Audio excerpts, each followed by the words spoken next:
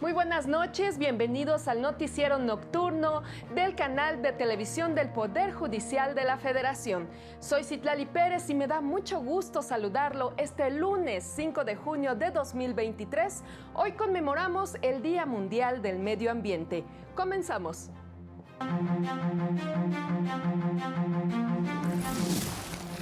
Por violar el principio de igualdad, el Pleno de la Corte invalidó disposición de la Ley de Salud del Estado de Hidalgo.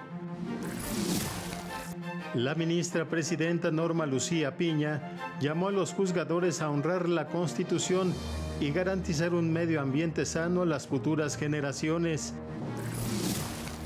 No se debe permitir que el sistema democrático mexicano se erosione.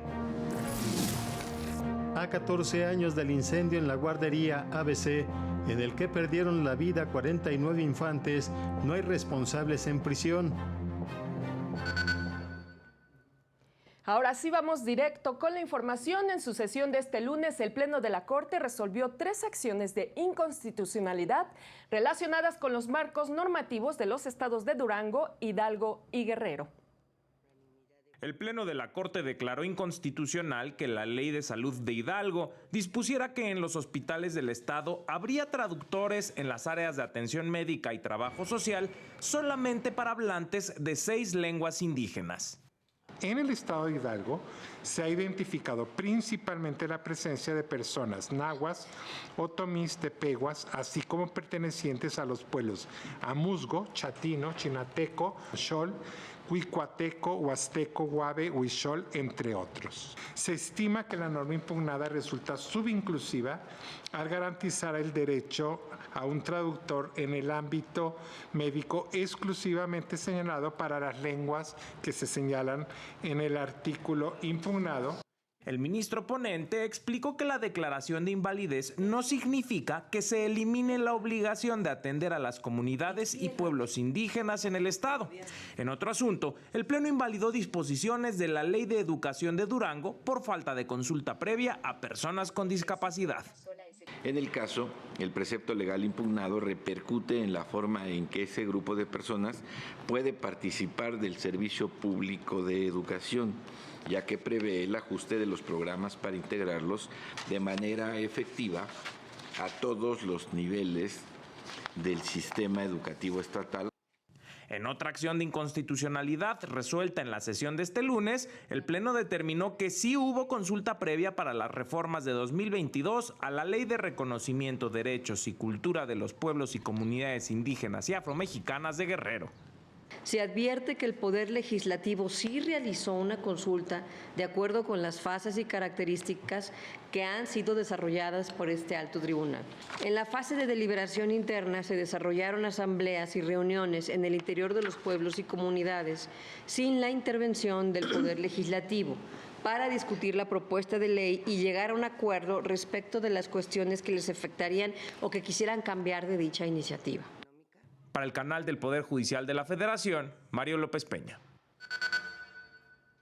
Por su parte, la segunda sala de la Corte determinó que las personas físicas que solo realizan la entrega de los productos, paquetería y o mensajería, así como los terceros repartidores, no tienen interés jurídico ni legítimo para reclamar la invalidez del artículo 307 ter del Código Fiscal de la capital del país, disposición que establece el cobro de un aprovechamiento o del 2% a las plataformas de reparto de paquetes, comida, víveres y mercancías. Y en su tercer párrafo se establece que dicho aprovechamiento es intransferible y no está sujeto a traslación, derecho que no puede cobrarse a terceros o a quien realice la entrega del paquete, por lo que solo existe la obligación para un sujeto determinado y en consecuencia es el único que tiene interés jurídico para reclamar la invalidez de la norma.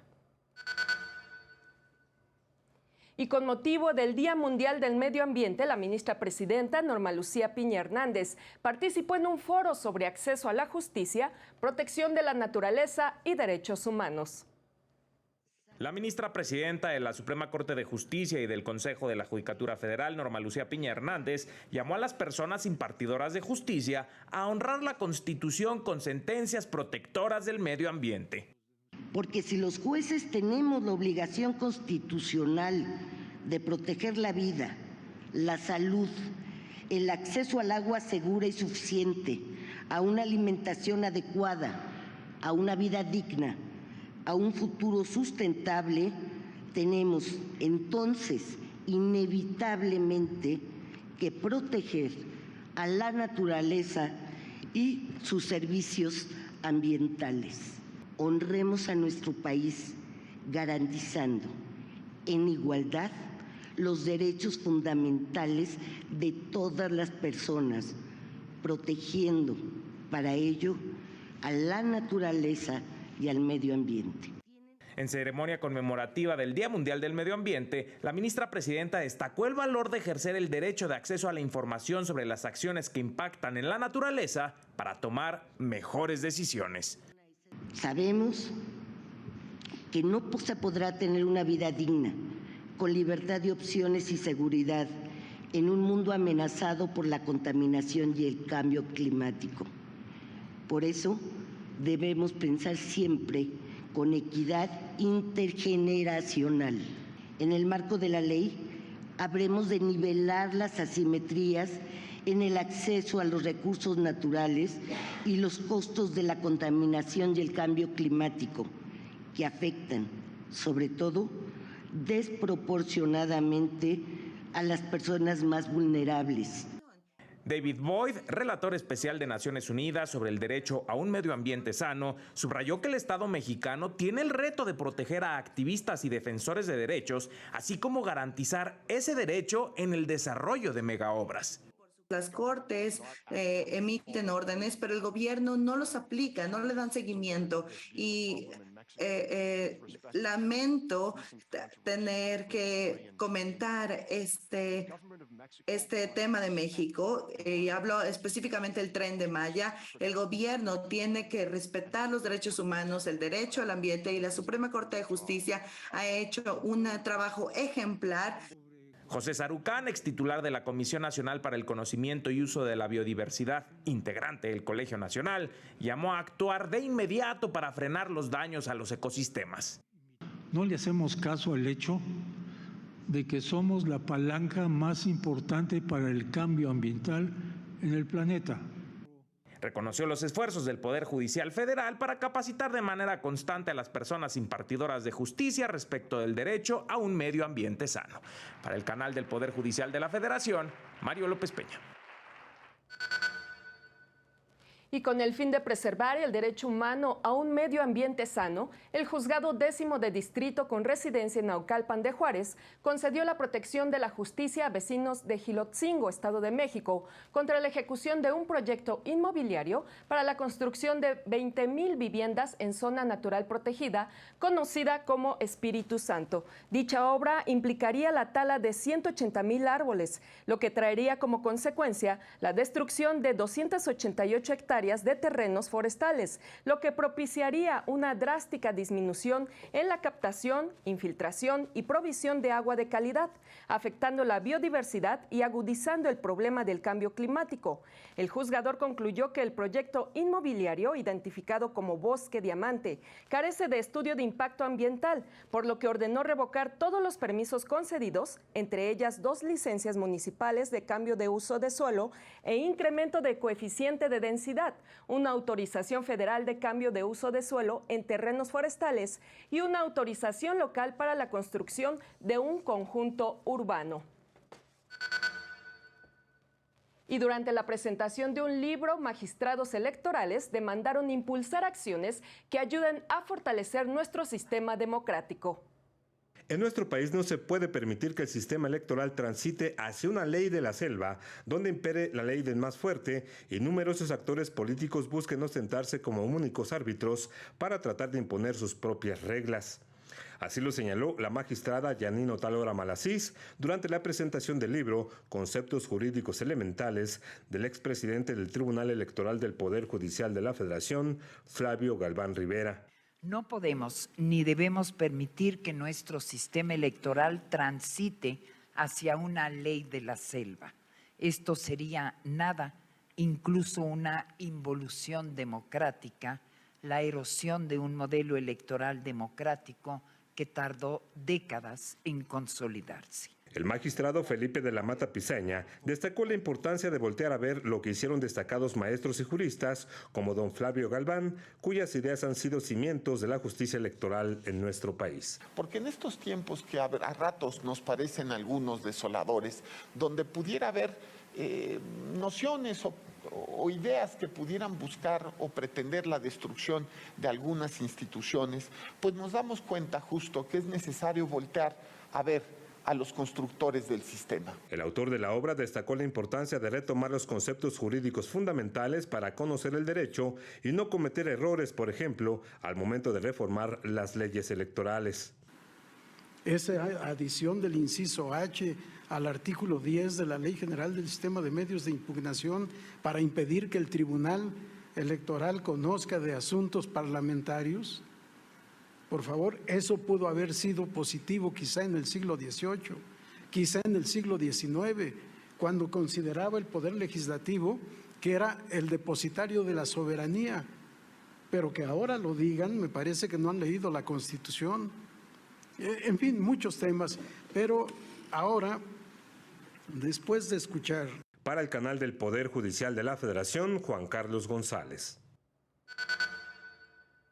Y el tercer tribunal colegiado en materia civil del tercer circuito determinó que cuando una persona adulta mayor es parte material en un procedimiento judicial, la autoridad jurisdiccional tiene la obligación de regularizar, reponer o ajustar el procedimiento para que se coloque procesalmente en igualdad contra su contraparte litigante, para estar en posibilidad real de ejercer su derecho de defensa.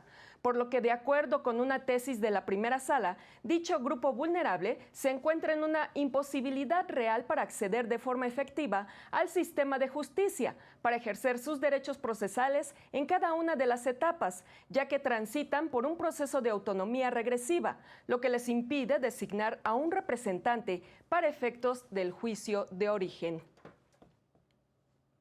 Vamos a una pausa y continuamos con más aquí en el Noticiero Nocturno. No se vaya.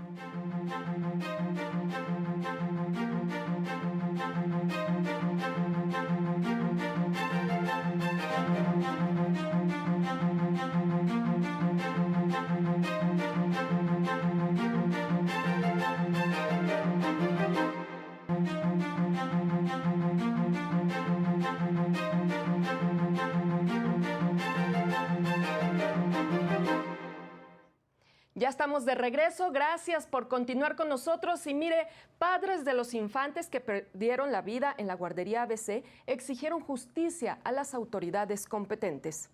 Teresio Valdés, no debió morir. Jesús Antonio Chambert López, no debió morir. Jesús Julián Valdés Rivera, no debió morir. Jonathan Jesús de los Reyes Luna, no debió morir. Es el pase de lista en memoria de los niños que murieron en el incendio de la guardería ABC de Hermosillo, Sonora, hace 14 años. Este lunes llevaron a cabo una manifestación, así como la colocación de cruces frente a la Suprema Corte de Justicia de la Nación.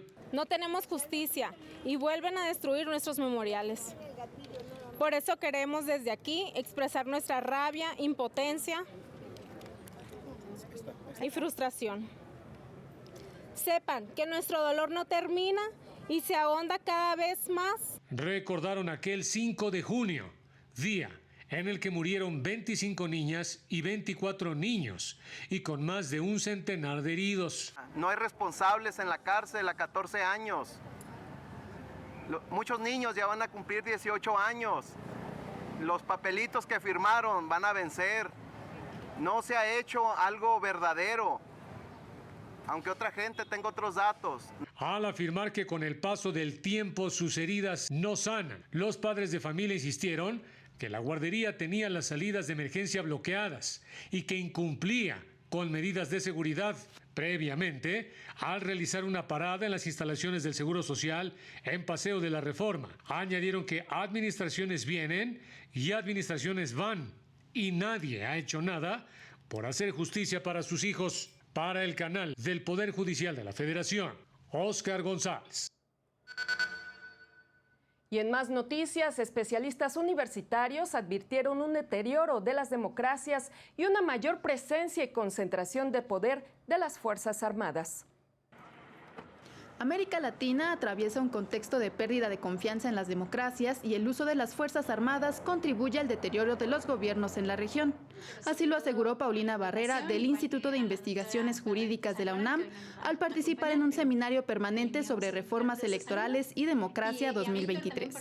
En el caso de México, indicó, se ha observado la participación militar en tareas que no son propias de seguridad, que incrementan su poder económico y político sin necesidad de una reforma constitucional.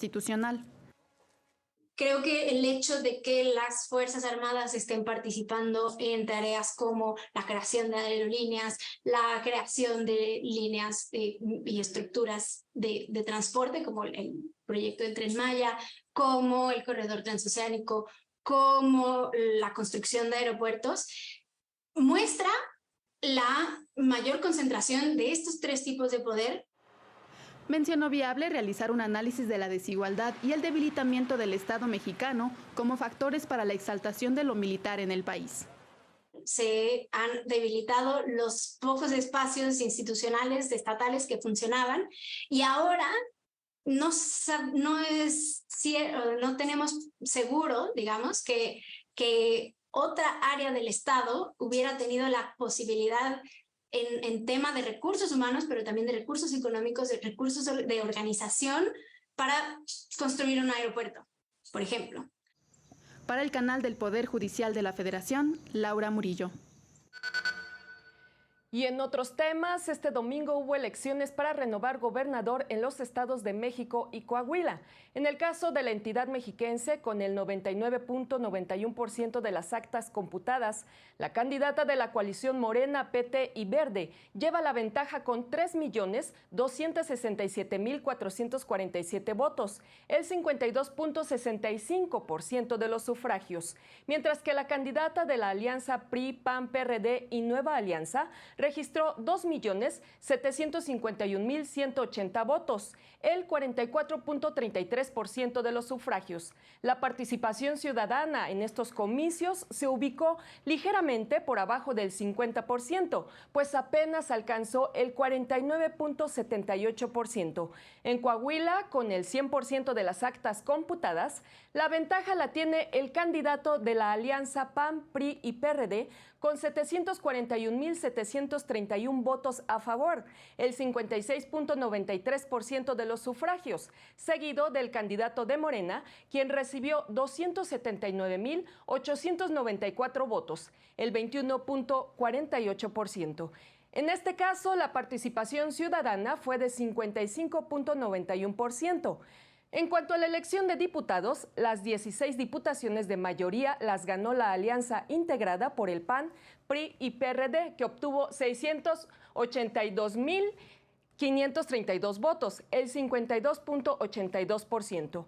Los cómputos oficiales de los comicios en el Estado de México y Coahuila se llevarán a cabo a partir del próximo miércoles 7 de junio. Y a pesar de no contar con el quórum legal, el Pleno del INAI sesionó este lunes para dar cumplimiento a una sentencia de amparo. Aún sin quórum legal y en un hecho inédito, este lunes el Pleno del INAI sesionó en estricto acatamiento a órdenes judiciales del Juzgado 10º de Distrito en materia administrativa de la Ciudad de México, que advirtió que el INAI puede sesionar con la integración actual, toda vez que los efectos de la protección constitucional concedida a la parte quejosa se encuentran dentro de sus facultades. La instrucción del juzgado es tan concreta que ahí en su momento se le dijo que no se le puede dar cumplimiento por falta de quórum. A su vez, el juzgado contesta y dice que con la independencia del quórum demos cumplimiento. Y la dependencia del quórum es que somos 4 comisionados por mayoría simple. Entonces, estamos dando cumplimiento a una indicación de un juzgado como debe de ser. El Pleno del INAI resolvió 4 recursos de revisión. En uno de ellos, instruyó al Consejo de la Judicatura Federal entregar en versión pública y vía correo electrónico una demanda de amparo y el auto de admisión dentro del expediente del juicio 15/2013, radicado en el Juzgado Primero de Distrito en materia administrativa. Los costos que conlleve la digitalización se derivan de una obligación que tienen todas y cada una de las autoridades cuando el documento a entregar, en atención a las solicitudes de acceso a la información, contiene partes o secciones que por su naturaleza deben ser resguardados. Estos asuntos pudieron resolverse en sesión extraordinaria debido a que los solicitantes se ampararon ante la justicia federal con el fin de que sus recursos fueran resueltos a pesar de que el INAI no cuenta con quórum legal. Para el canal del Poder Judicial de la Federación, Lorena Sánchez Cabrera. Y Amnistía Internacional lanzó una campaña de sensibilización en varios países de América Latina, incluido México, para que se respeten los derechos de la diversidad sexual. Amnistía Internacional lanzó la campaña Exprésate con Orgullo sobre el ejercicio de la protesta a favor de los derechos LGBTIQ+, la cual se desarrollará todo junio en países como Paraguay, Perú, Puerto Rico, Argentina, Venezuela y México. Esta campaña consta de acciones orientadas hacia un enfoque de activismo y sensibilización, tales como concurso de fotografía, lanzamiento de la canción Andar al Millón, el curso Orgullo de Cuidarnos y evento virtual Acción con Orgullo. América Latina y el Caribe son las regiones más peligrosas para este sector, pues enfrenta violencia y discriminación debido a su orientación sexual en el ámbito social, escolar, laboral y familiar. Según una encuesta a 12.331 personas en México, se identificaron 8 géneros reconocidos, 45% se reconocen como gay, 16% lesbianas, 15% bisexual, 6.9% hombre bisexual, 3.4% persona con otra orientación sexual no normativa, 5.6% con otra identidad género no normativa, 4% hombres trans y 3.3% mujer trans. Para el canal del Poder Judicial de la Federación, Rosy García.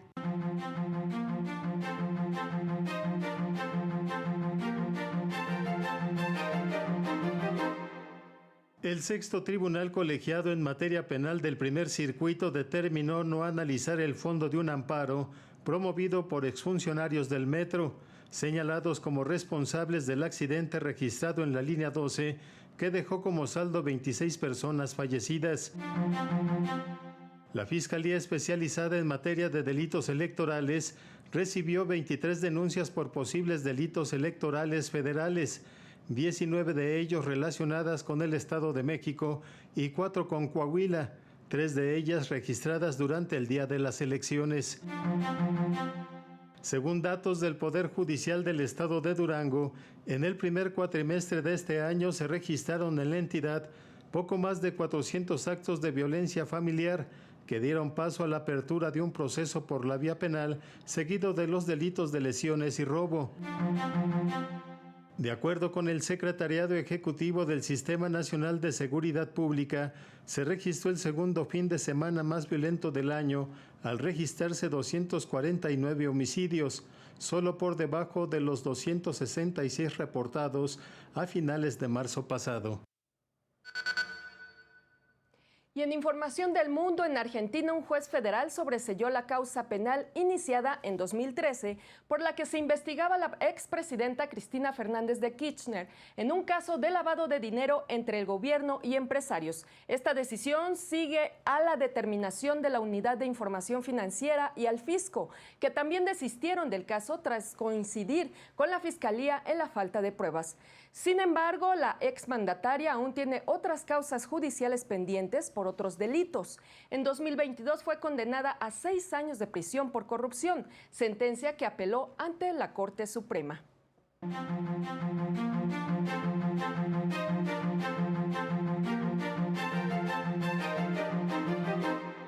La periodista Bao Choi, declarada culpable en 2021 de engañar a las autoridades por solicitar datos vehiculares para un documental, fue absuelta por el Tribunal Supremo de la ciudad al no encontrar mentiras en su solicitud. El Comisionado Nacional de Derechos Humanos informó que desde el 2014 a la fecha han muerto al menos 135 personas defensoras de pueblos indígenas, medio ambiente y grupos minoritarios, calificando a Honduras como un país muy peligroso para defender los derechos humanos. La Agencia de Protección Civil de Haití reportó al menos 1.219 casas destruidas y más de 20.000 personas desplazadas por las fuertes lluvias y deslizamientos de tierra que azotaron al país. El primer ministro, Ariel Henry, trabaja con organizaciones para atender a los damnificados. Cientos de periodistas de Gannett, la cadena de periódicos más grande de Estados Unidos, realizaron una huelga en 7 estados, acusando al director de la compañía de diezmar sus salas de redacción al reducir salarios y prestaciones. Exigen su sustitución y amenazan con mantener la huelga este martes. Para el canal del Poder Judicial de la Federación, Héctor García Mejía. Y la Organización Mundial de la Salud lanzará un sistema de certificación sanitaria mundial inspirado en el certificado digital COVID implementado en la Unión Europea para facilitar la movilidad y proteger a los ciudadanos de todo el mundo frente a las amenazas sanitarias actuales y futuras. Tras firmar un convenio con autoridades europeas de salud, reveló que este será el primer elemento de una red global de certificación digital que incluye comprobantes internacionales de vacunación. La red tendría un papel crucial en situaciones humanitarias transfronterizas para asegurar que la gente tenga acceso a sus registros de salud, aunque crucen las fronteras debido a conflictos, a la crisis ambiental u otras emergencias.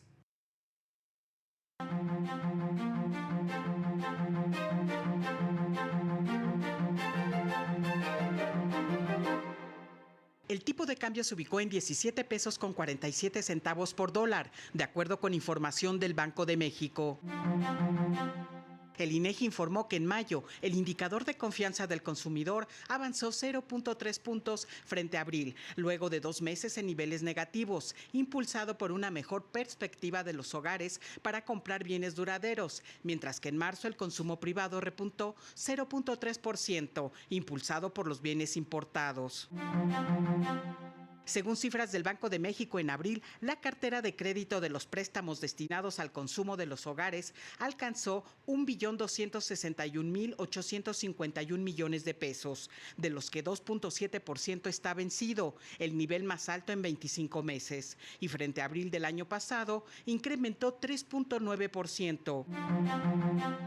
La Comisión Federal de Electricidad dio a conocer que en junio las tarifas eléctricas a usuarios domésticos incrementarán en todo el país. Desde enero anunció que a partir del 2023 los usuarios deberán pagar por cada 75 kilowatts-hora por mes 0.945 pesos más. Para el canal del Poder Judicial de la Federación, Lilian Moreno. Y especialistas universitarios recomendaron a la población adulta tomar medidas preventivas ante la ola de calor que se ha desatado en la capital del país. Hasta el 80% de las enfermedades por calor en la Ciudad de México ocurren en adultos mayores, niñas y niños, pues son los más propensos a ellas, debido a que sus mecanismos de termorregulación no son óptimos y se agrava si padecen obesidad, diabetes o hipertensión, alertaron especialistas de la UNAM. Ante la ola de calor que se vive en esta temporada primaveral en la capital del país, advierten que algunas de las condiciones que se pueden presentar son situaciones hasta por pérdida de la conciencia, por temperaturas corporales que se lleguen a alcanzar hasta los 39.6 o alcanzar hasta los 40 grados centígrados, en donde es un poco más peligroso y se pone ya en riesgo la vida, porque empiezan a presentarse las alteraciones en el cuerpo. Por otra parte, para las personas que realizan actividad física, principalmente jóvenes, sudar mucho no es sinónimo de quemar más calorías, sino de deshidratación. Pero no solamente es la pérdida de agua, sino también es la pérdida de sales que nos van a nosotros, por un lado, le puede predisponer a calambres, y la deshidratación y la pérdida de minerales lo puede predisponer a la presencia incluso de convulsiones o pérdida del estado de conciencia. Otra preocupación son las condiciones en el transporte público cerrado, como el metro. Pues es un lugar en el que no estoy expuesto directo a la radiación del sol, pero se alcanzan también temperaturas elevadas al interior del metro. Entonces, son zonas que son de alto riesgo para que pueda suceder algún desmayo. La ventilación no es la adecuada. Ante ello, señalan que lo esencial es tener una alimentación adecuada, con suficientes frutas, verduras y agua de acuerdo a nuestro peso, usar ropa ligera y evitar la exposición directa al sol entre 11 a.m. y 4 p.m. Para el canal del Poder Judicial de la Federación, Jesús Daza. Pues hay que tener cuidado con esta ola de calor y antes de despedirnos este martes no se pierda la sesión del Pleno de la Suprema Corte. En esta ocasión tiene previsto resolver 2 acciones de inconstitucionalidad en las que se piden invalidar disposiciones de la Ley de Expropiaciones de Nayarit y de las leyes de víctimas y del Instituto de Defensoría Pública de Quintana Roo. Así concluimos esta emisión. Soy Citlali Pérez, gracias por su atención y gracias también a Nidia Díaz por la interpretación en lengua de señas mexicana. Lo invitamos a mantenerse en la señal del canal de televisión del Poder Judicial de la Federación. Hasta pronto.